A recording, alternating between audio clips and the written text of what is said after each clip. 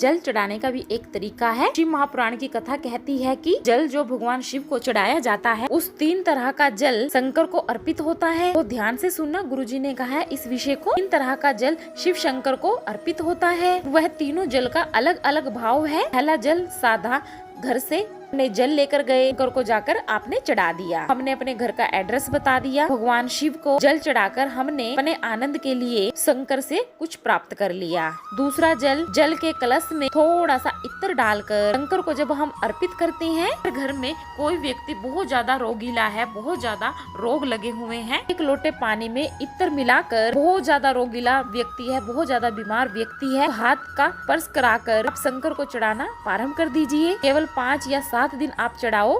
7 दिन के बाद, 5 दिन के बाद आप उस व्यक्ति का कर्म देखिए, उसमें कितना आराम मिलेगा उसे। औषधि दवाई काम करना प्रारंभ की ना करी, सिर्फ केवल इत्र अर्पित कर। पहला जल साधा, दूसरा जल है इत्र का, तीसरा जल है जो शिव महापुराण के अंतर कहा गया है बेल पत्र का जल। तीसरा जो जल है वह बेल पत्र का जल है। बेल पत्र का जल कैसा? बेल पत्र का जल। तीसरा जल जो है वह बेल पत्र का जल है। बेल पत्र का जल कैसा? महापुराण की कथा कहती है कि जल के पात्र में एक बेल पत्र अंदर डालकर जल के पात्र को ले जाकर आपको शिव को जाकर अर्पित करना, अर्थात अपने मन की कामना करते हुए भगवान शंकर से आपको कह देना। केवल बेल पत्र के माध्यम से, बोलना नहीं है, सिर्फ बेल पत्र के माध्यम से अपने मन की बात को हमको शिव शंकर को कह देना। कमेंट में श्री शिवाय नमस्तुभ्यम हर हर महादेव जरूर लिखें।